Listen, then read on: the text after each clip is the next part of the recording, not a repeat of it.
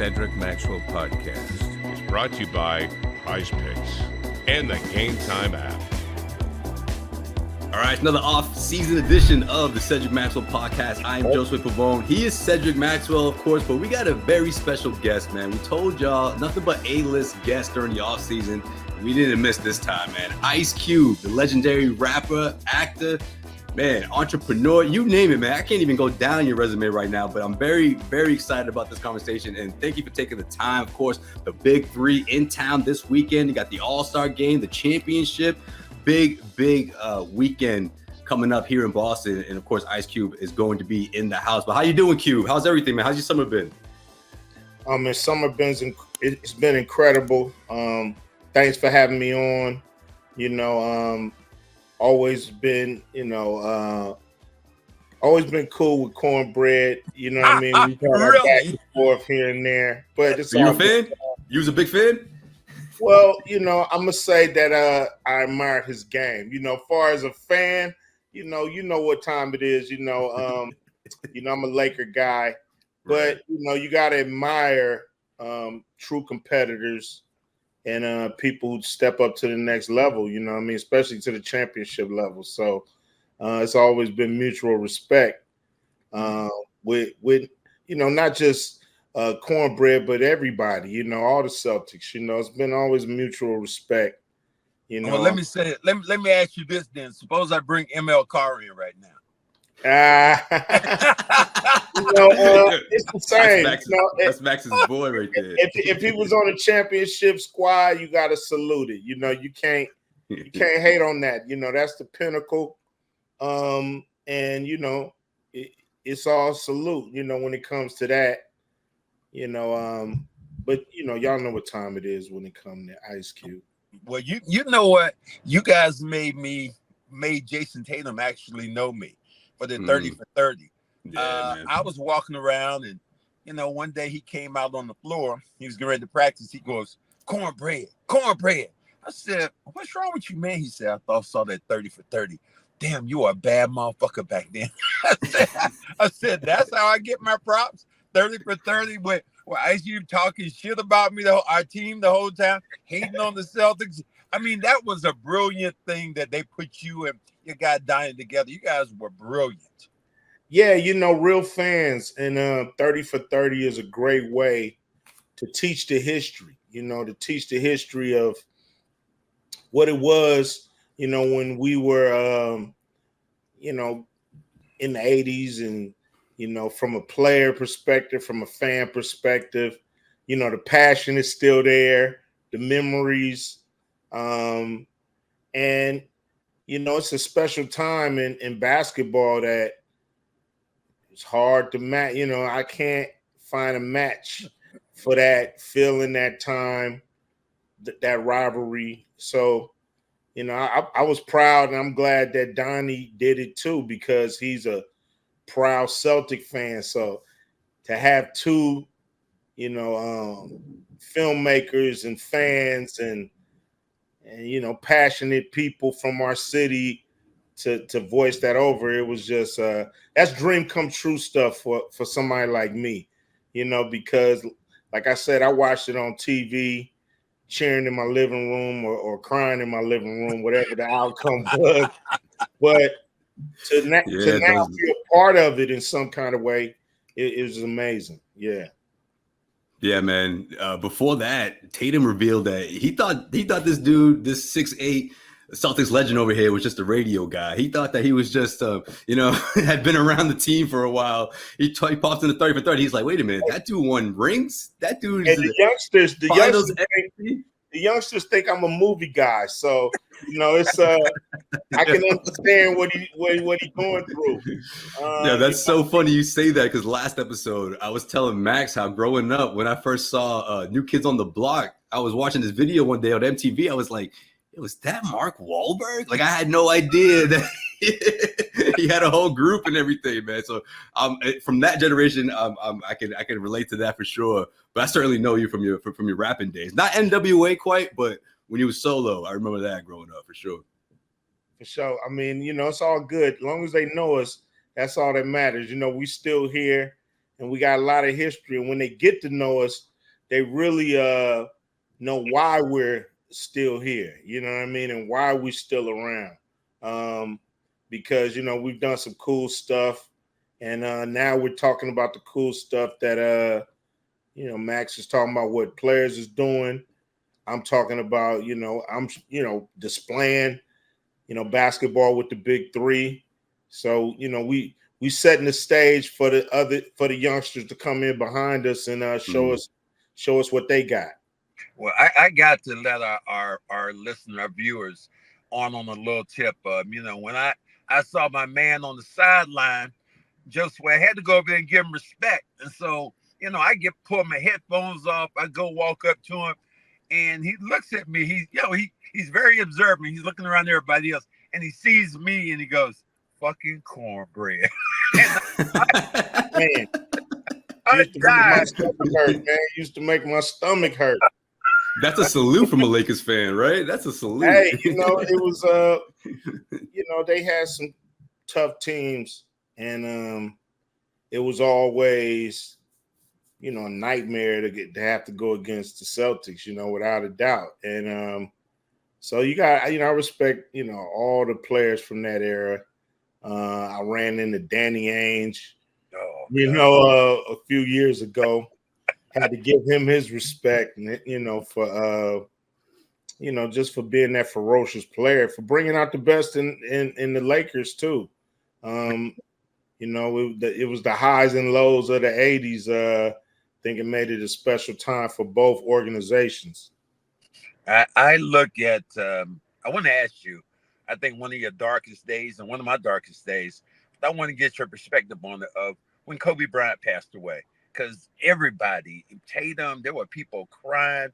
How did that hit you? Where were you at when you heard the news? I mean, got to be one, man, get the hell out of here when it was telling you the story.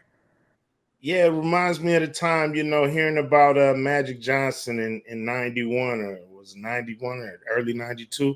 It was just, back then I was on the set of Trespass with my homeboy Ice-T and Tiny Lister and Stoney Jackson. There was a few other people in that movie. And when it comes to Kobe, I was just at home. It was I believe it was a Sunday. Me and my wife, we was just kind of kicking it, having our coffee, and then I got a text, and I just, froze in my tracks. You know what I'm saying? I couldn't believe it. And when you get a text, now you searching for the remote, you trying to get to some news, and damn, it's true. And you numb. Like, I think for about a week and a half, you just numb to, you can't believe it. One of the the best players to ever play the game is gone, before he can really enjoy his retirement, and show us what else he had in store. Just won an Oscar.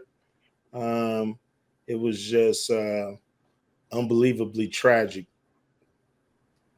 Yeah, Max and I were actually on the road that Sunday. Celtics were playing the Pelicans, and Tatum didn't play. I think that was already set in stone that he was going to play that game, but just seeing the devastation on his eyes, on everybody's eyes, man, we'll never forget that, because literally Max and I, we embraced one another like an hour, maybe hour and a half after it was announced. I was on my way to the arena, and I'm like, man, this is the one time I'm hoping someone hacked TMZ, because when TMZ gets it, it's usually right. It's accurate news. I was like, I'm hoping this is the one time that they're wrong, but of course that wasn't the case, man. Yeah, man. It reminded me of a lot of ways. I know you guys as Celtics has had tragedies, with Lynn Bias, Reggie Lewis. Yeah, Reggie Lewis. Yeah, his anniversary just passed a couple weeks ago. Yeah. Yeah, and you like, man, like, you just feel, rivalries or that part go out the window when it's something on this level. And so I know the Celtic fans respected Kobe and his game. I know he always got up to play the Celtics and always knew what that meant. lost the championship, won the championship. So that was his favorite I one. just think it's mutual. It's just mutual respect. You know what I mean? All across the board, and us as Laker fans, we appreciate it. Man, I tell you what, I don't think I've ever hated some people. Hate's a strong word, but when I saw Magic and Coop and Worthy, I wanted to fucking throw up, man. Them dudes. Yo, you still feel that way? What do you mean you used to? It still pisses me off right now. I was these dudes, man. I'm like, get the hell out of here. I mean, Magic came up and wanted to shake my hand. I'm like, but the thing he did that pissed me off even more. We were at the Laker game. We were down on the floor about 3 or 4 years ago. I had my headphones on, and somebody slapped me in the back of the head. And I looked to my left. It was nobody. Looked to my right. It was Magic walking away, and he had his hand up.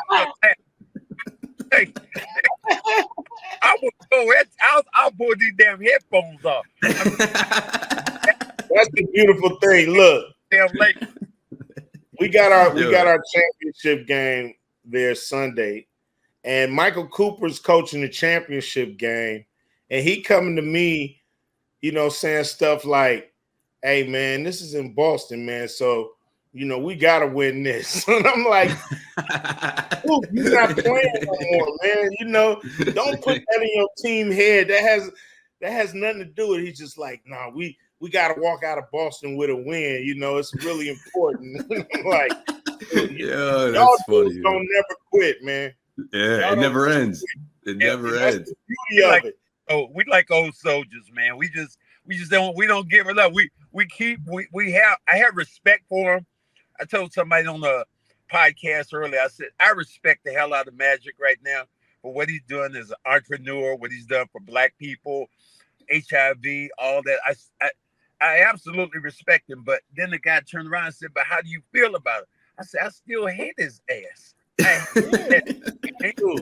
I hate that." He robbed some things from you guys, and y'all robbed some things from him, and you can't forget that. It's like running into the dude who got your, merchandise on his finger. Yeah, that's it. That's exactly it. I mean, how could you really, love that when you see, when they look down and see a ring they think they should have had, and you look down and see a ring you should have had. Right. That love, there ain't no love lost right there. Now, in 1984, I'll give you that. When we beat the Lakers, that was the same time the Olympics were in L.A. My guy, a car goes out to Fat Burgers, famous hamburger place in L.A., and he goes to order a hamburger. And the guy says, "You're ML Carr, right?" He said, "Yeah." He said, "I'm not serving you." He said, "What?" Too soon, man. Wait a minute. At Fat Burgers, they gonna do some shit like that. Fat Burgers, really? Hey, man, he didn't need no damn Fat Burger. Man, go on down, man. Get you some Arby's or something, man. You don't need no Fat Burger. You said you good with that. Oh man, that's funny. Yeah, man, I will cue. Prize Picks is America's #1 daily fantasy sports app with over 5 million active members. Prize Picks is the easiest and most exciting way to play daily fantasy sports. Unlike other apps on Prize Picks, you just go against the numbers. You against the numbers, that's it. You can now win up to 100 times your money on Prize Picks. With as little as 4 correct picks, you can turn $10 into $1,000. That's right, $10 into $1,000. It's that easy. One Caleb Williams passing yard gets you 1 win on Prize Picks every week in September. That's right. Only 1 yard gets you an automatic win every football season in September. 4 weeks of free wins, 4 weeks of free W's. Don't miss the deal on Prize Picks because it's gone when September is gone, when September ends. Prize Picks is the best way to win real money this football season. Which players are going off, which ones aren't. Make your picks in less than 60 seconds and turn your sports opinions into real money all season long with Prize Picks. Patrick Mahomes, what do you think of this one? Patrick Mahomes for more than 4,300 passing yards. And Aaron Rodgers, listen, he has to really step it up. Aaron Rodgers for more than 3,750 passing yards. Yeah, I think both of those can happen. Download the Prize Picks app today and use code CLNS for a first deposit match of up to $100.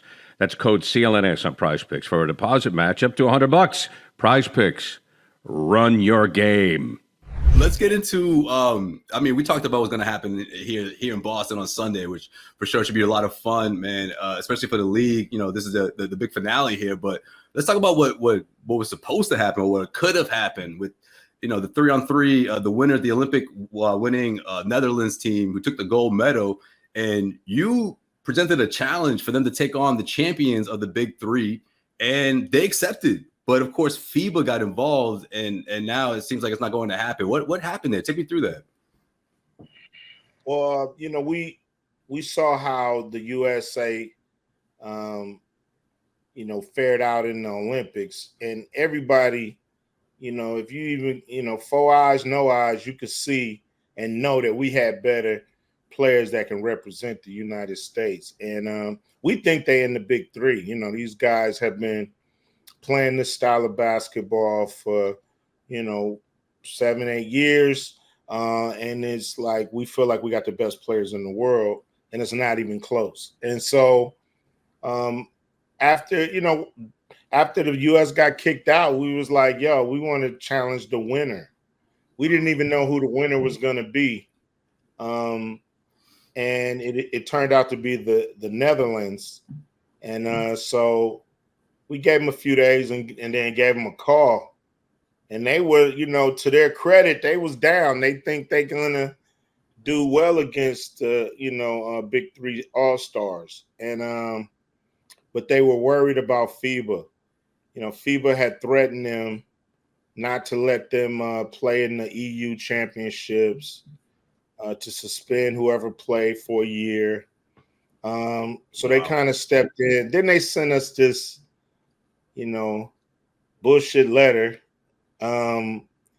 where they said, you only gave us 10 days to make this decision. We have to wait 3 weeks because of the blah, blah, blah, blah, blah, blah, blah. And right. So, that was a little out, a technicality. So today we issued another challenge. Yo, let's do it in January.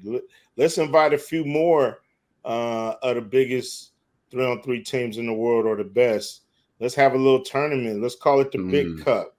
Let's I like that. Back on the line. Let's put that money back on the line, and so we're gonna play our championship. We're gonna play our All-Star game on Sunday, and then we're gonna get right back at them and see if they can. What excuses will they have now? Oh, what made you come up with that concept?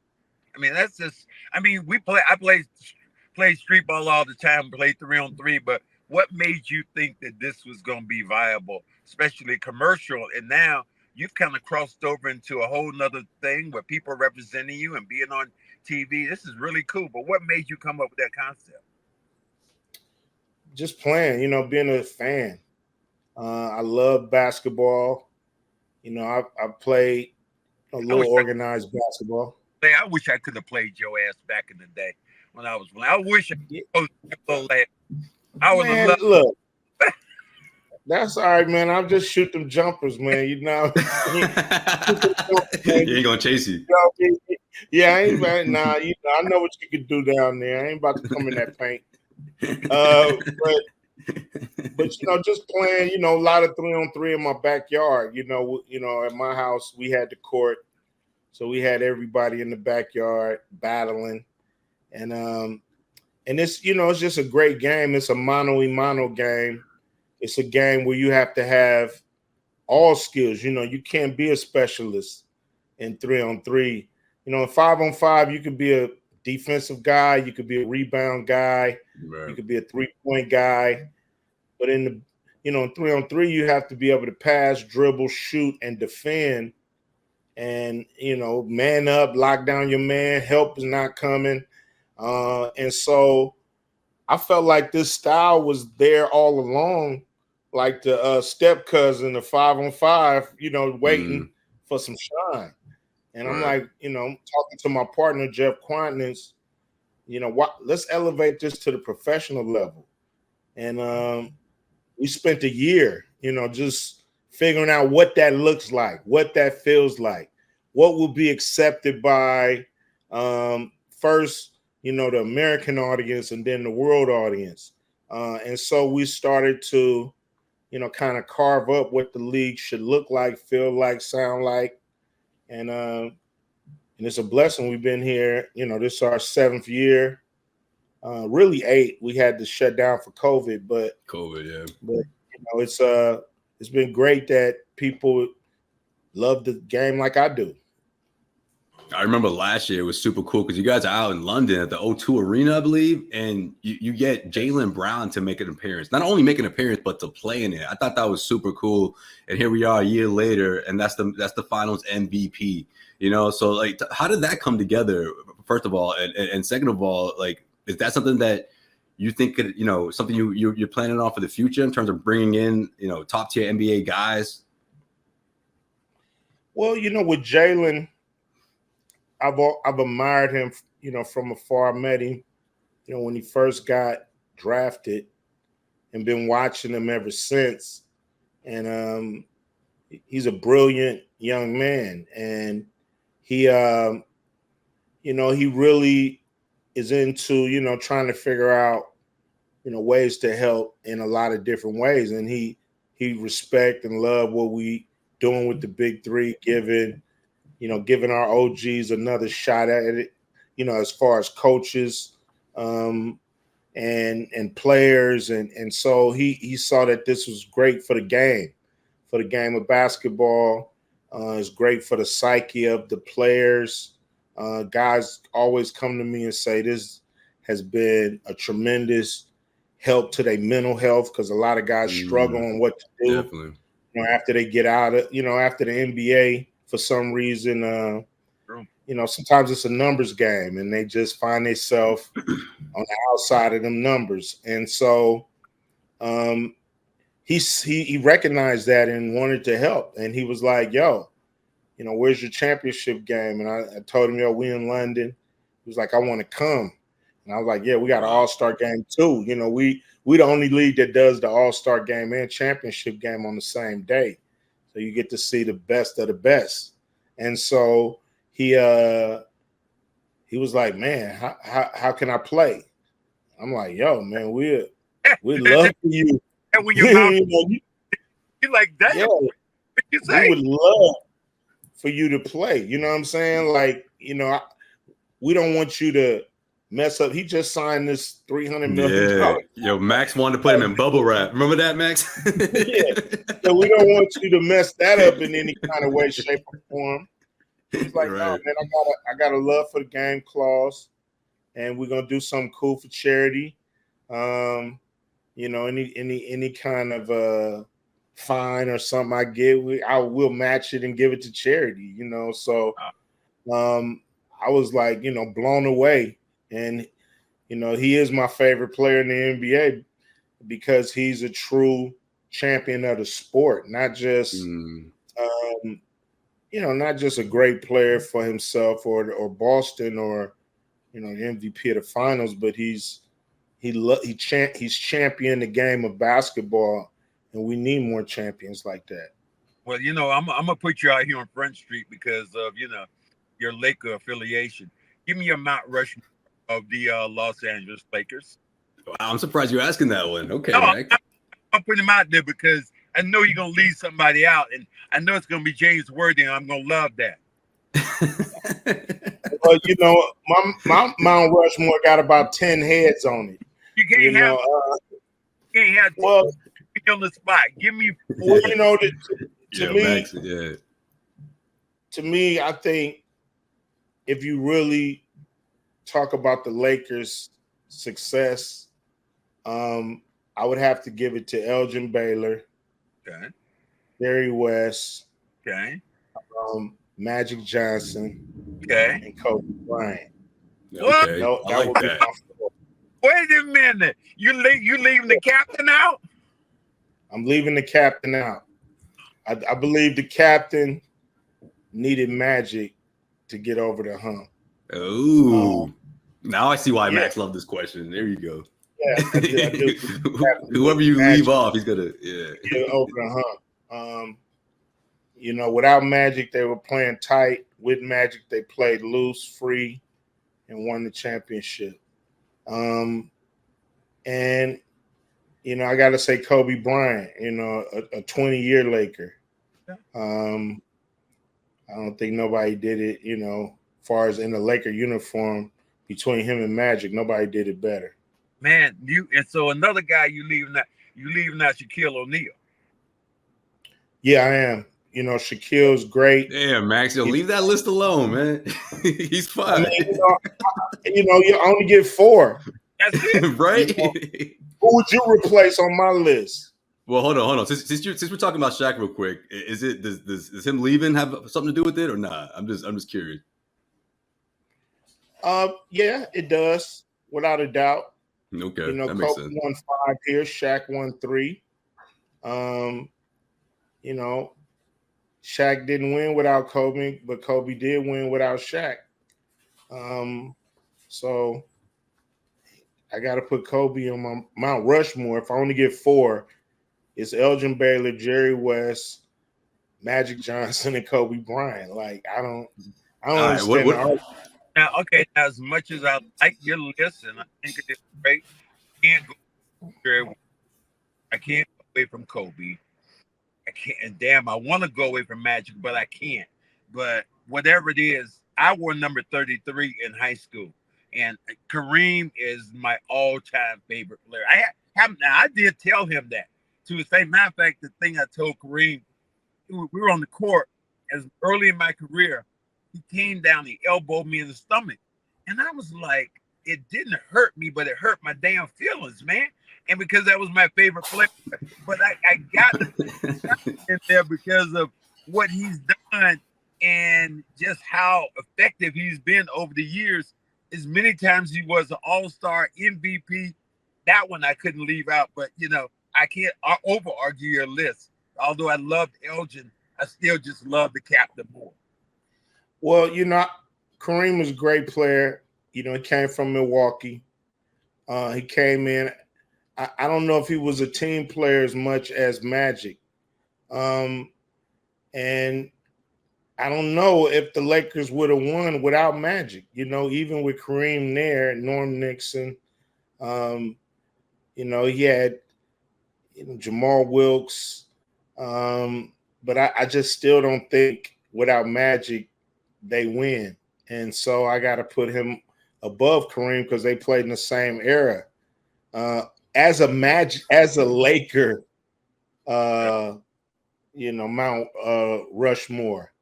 Far as centers, of course, Kareem is up there.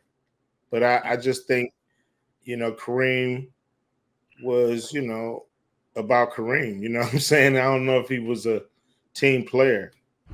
There's nothing like live baseball on a hot summer day, and I can't wait for my upcoming trip to Fenway Park this month, and you could be doing the same thing thanks to Game Time. Game Time is an authorized ticket marketplace of Major League Baseball, which makes getting tickets faster and easier. Prices on the Game Time app actually go down the closer it gets to the first pitch with killer last-minute deals, all-in prices, views from your seat, and their lowest price guaranteed. Game Time takes the guesswork out of buying MLB tickets. With the All-Star game in the rear view, right now, this is the time where things start to heat up going into the playoffs this upcoming fall, and you don't want to miss out on the action. I mean, the Boston Red Sox are one of the hottest teams in the MLB right now, playing their best of the year, and you don't want to miss out. You could also get last-minute tickets, flash deals, zone deals, easy place to buy MLB tickets, and for every other kind of event in your area. This is your place to go to. Save up to 60% off buying last minute for sports, concerts, comedy, theater, you name it. Save even more with exclusive in-app deals on select seats ahead of the game or event. And also, it's the lowest price guarantee, or Game Time will credit you 110% of the difference. Your purchase is covered with the most flexible customer service policy in the ticketing industry. Take the guesswork out of buying MLB tickets with Game Time. Download the Game Time app, create an account, and use the code CLNS for $20 off your first purchase. Terms apply. Again, create an account and redeem the code CLNS for $20 off. Download Game Time today. Last minute tickets, lowest price guaranteed. Let me ask you this, and just to follow up that. You are a great sports fan. Give me a Mount Rushmore of sports. Well, you get 4 people. You're gonna put. Oh, damn, Max! I was gonna ask him about the rappers, but all right, we can do that first. Oh, we'll ask him that too. I ask him. I mean, I would put Muhammad Ali, Okay, as a boxer, because he did more than fight in the ring. I think he moved society. I mean, he damn sure the first rapper in the world. Yeah, for real. That's a great call. Yeah, that really embodied the bravado of a rapper. Yeah, the braggadocious. Yep, that's right. So, and he moved the needle socially. Baseball player. How could you go away from Jackie Robinson as a baseball player? As a basketball player, I would go with Michael Jordan. Go. And what am I missing? Hockey? I mean, you don't have to. It's up to you.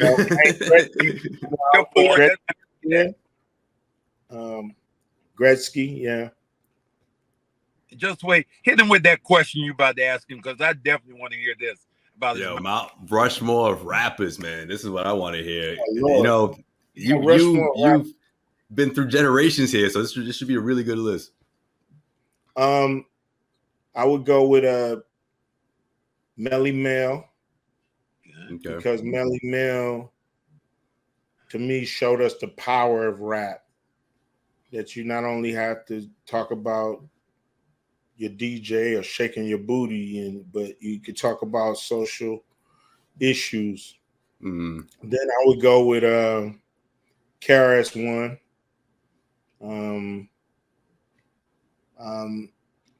Then I would go with Chuck D.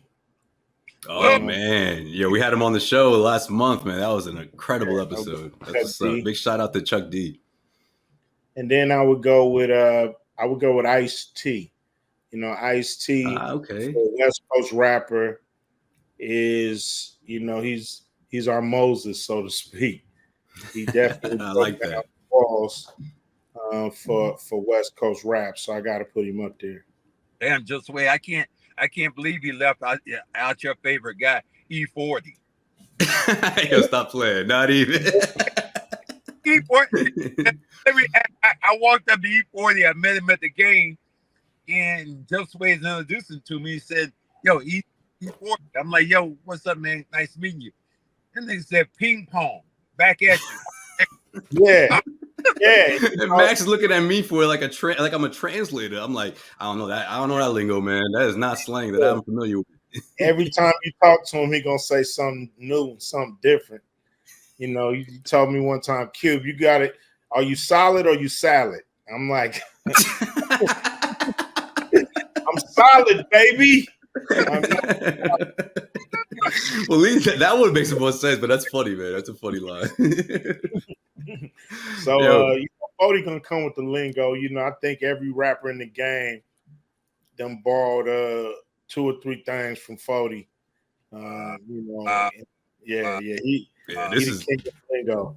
Yeah, this was during the NBA Finals, man. So you can imagine, on the floor out in San Francisco, Gary Payton was there. He was going to be in the building this weekend. Actually, he's, one of the coaches for the championship in the Big Three. But yeah, Max and Gary going at it, and then, or not in a bad way, but just kind of talking about the game. And then E40 popped it. Man, it was funny, man. It was funny to see Max's reaction to that type of lingo. Man, dude, I so appreciate you coming on with us, man. It is honor. It's an honor to us, a pleasure to have you on. Absolutely. I'm definitely going to talk to my boy ML Carr and see if I can get you guys together. Sunday, man, the game, man. Your voice in the 30 for 30 when you said it, and who steals a fucking game? ML Carr, the guy I hate. Damn. Y'all talking that's shit, funny. Y'all don't understand, man. They still don't even let it go. I'm telling you, man. Y'all wasn't humble winners, man. Y'all would be man talking $1,000 worth of shit. And so, yeah, man, it was visceral, man. You know, we was like, dude, don't if you see ML Carr, don't give him no damn fat burger. Remember that. Yo, Q, hold on. Last one, man. I just want to get this one question in because I just think it's relevant with somewhat relevant. But look, one of my favorite stories from you is when you were telling I think it was a podcast recently about how your son auditioned for Straight Outta Compton for your role, Straight Outta Compton, and it wasn't given to him. He had to, go to acting coaches, prepare himself for the role, go up against 5 other Ice Cubes, and of course he eventually got it. But the reason I asked this question is because I want your take on how you feel about LeBron James, Bronny James being teammates. Of course, people calling him out, saying maybe he wasn't ready for this opportunity. He should have stayed in college or he wouldn't have been drafted as high if it wasn't for LeBron James. But my thing is, I think if he's able to put in the work, he could surprise people. But at the same time, that doesn't always happen. It doesn't always pan out. But how do you feel about it? If you're in his shoes, would you have gone down a similar route or would you have done things differently? In LeBron James's shoes, of course. In LeBron James's shoes. Yeah. I think it's ridiculous for a father not to help his son make it to the next level. Right. And in this world, you got to play with the cards that you dealt. You got to use what you got to get what you want. And then it's really on, like, LeBron can't help his son make a shot or D up or any of that. But his father can and should give him the opportunity to prove himself.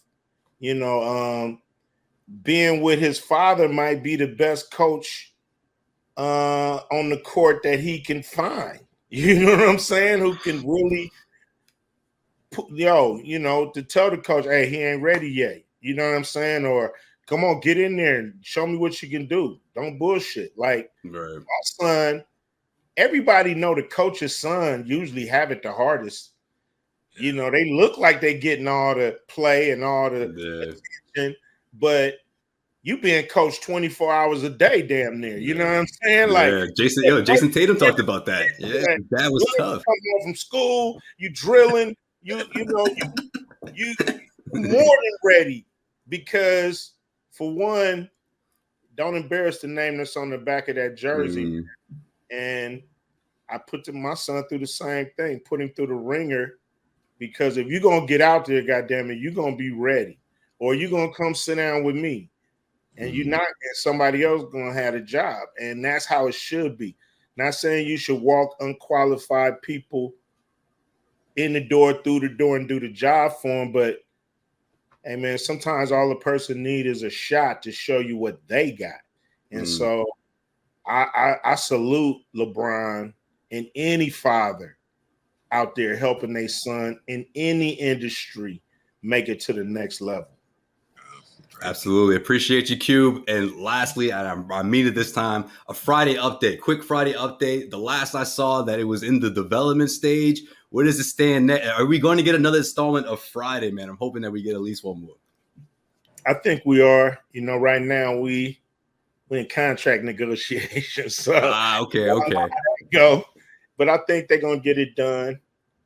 They know what I need to make sure the movie's great. That's all I care about, is making sure, the fans get what they've been waiting for. And so, that's my responsibility. So I just need everything I need to make that happen.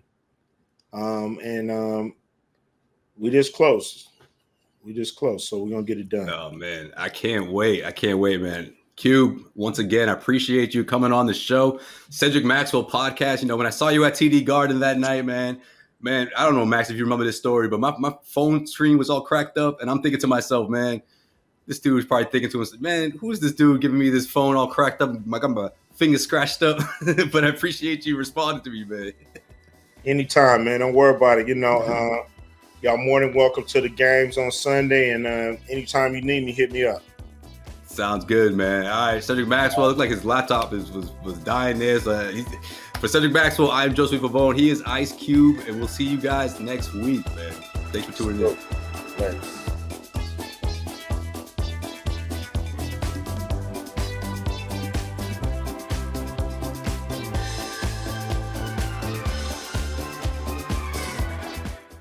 Josue Pavon here, CLNS Media, and if you made it this far, that means you really like this video. So hit subscribe, make sure you keep our notifications on, damn it, and we got plenty of great content coming your way.